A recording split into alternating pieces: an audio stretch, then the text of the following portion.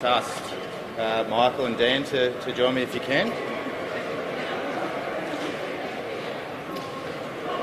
All right.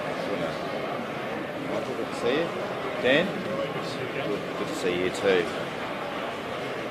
All right. Wait for everyone to reset.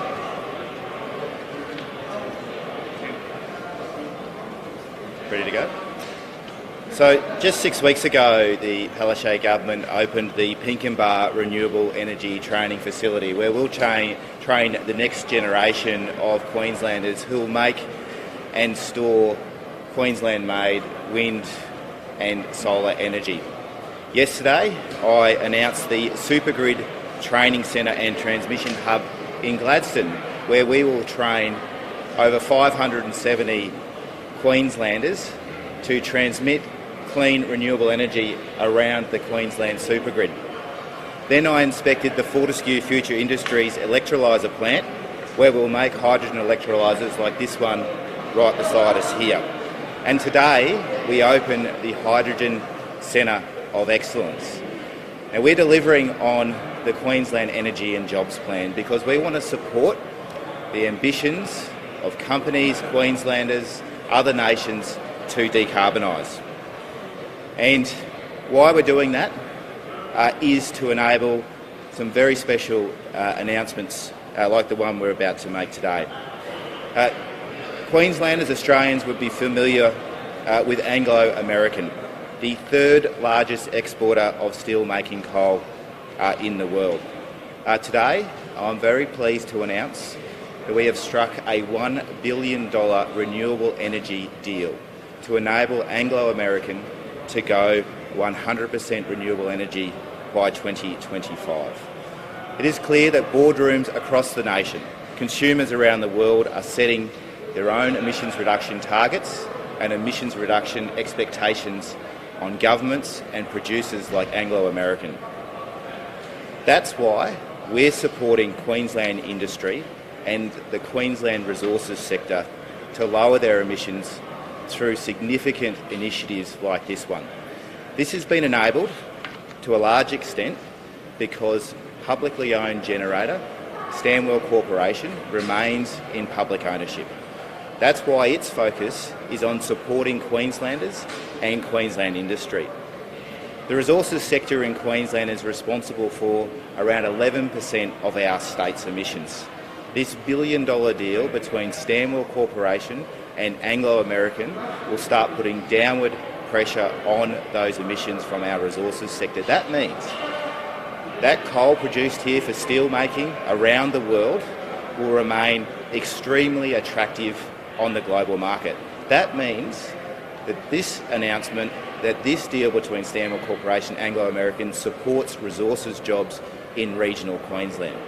Very pleased to be joined by the Chief Executive Officers of Stanwell Corporation, Michael O'Rourke, and of Anglo American, Dan van der Westhuizen, to make some remarks in respect of this landmark deal. Michael?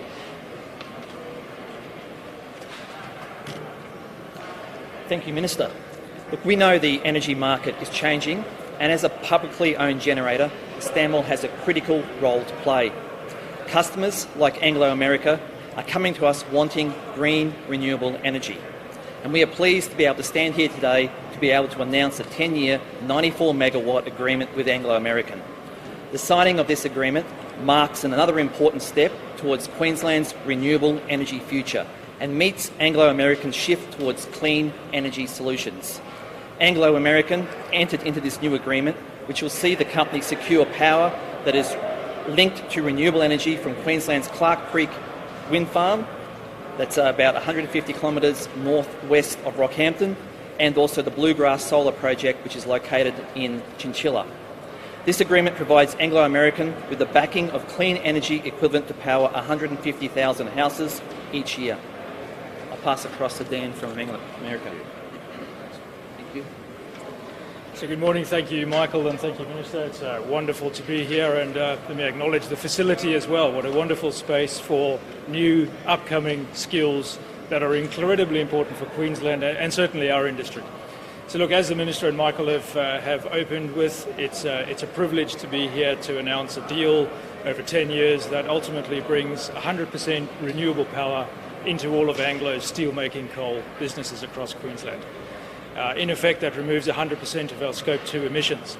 Now, we believe that steel, and therefore steel-making coal, is still a crucial and critical material, whether it's the energy transition that the world faces and indeed decarbonisation as we look around us, and steel.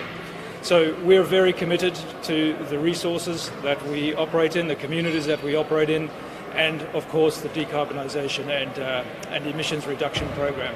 So through things like this renewable energy deal, but also a continued effort in catching and dealing with all of our existing emissions from our Scope 1 and existing operations.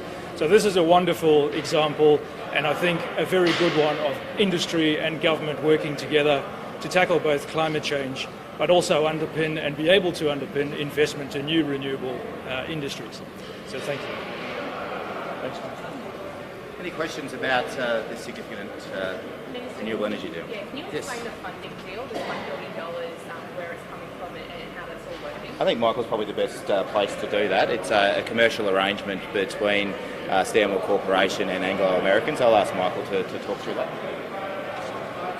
So Stanwell is purchasing renewable energy from the Clark Creek wind farm and also the Bluegrass solar farm.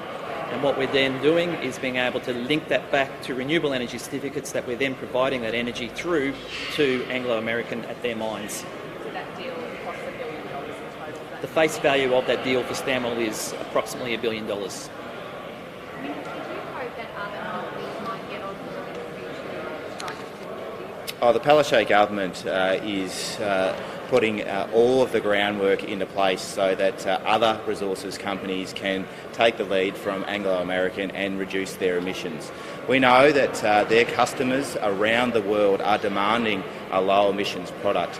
And here in Queensland, because of our energy and jobs plan and our public ownership of our government-owned corporations like Stanwell, we can guarantee firm, reliable, renewable energy at an affordable price so they can do exactly that. And I'm very excited that today we're here at the Hydrogen Training Centre of Excellence, where we'll train the workforce to be able to deliver that renewable energy.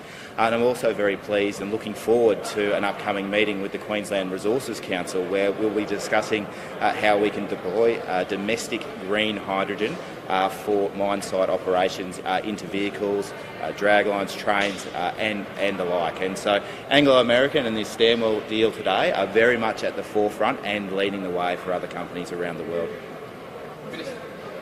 Minister, I guess the public understands you're trying to decarbonise Queensland energy plan, but people at home, when can they expect, as they've been told, they will still see their energy bills go down? Well, everybody has heard very clearly around the world that the war in Ukraine, which is going on and on, that illegal war, is driving up the price of gas and coal, and that is impacting on the national electricity market. Here in Queensland, we have responded to that. Queenslanders right now are receiving their $175 cost of living rebate. That more than offsets the impact of that war on electricity prices.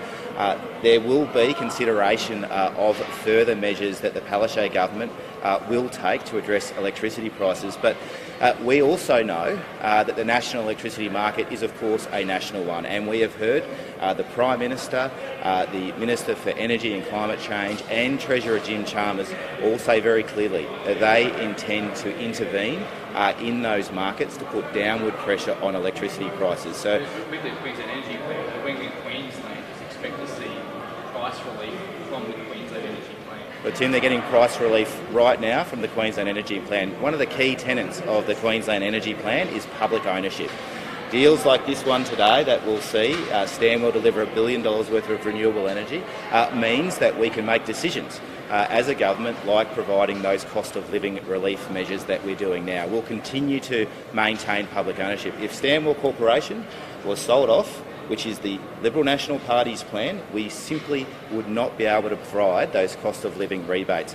If we need to consider those into the future, if the federal government's intervention doesn't deliver on the pathway for electricity prices under the Energy and Jobs Plan, then again we'll respond to that. But we can only do that because Queenslanders own their energy assets. What you're saying is if the prices keep on going up like we're seeing, you will step in.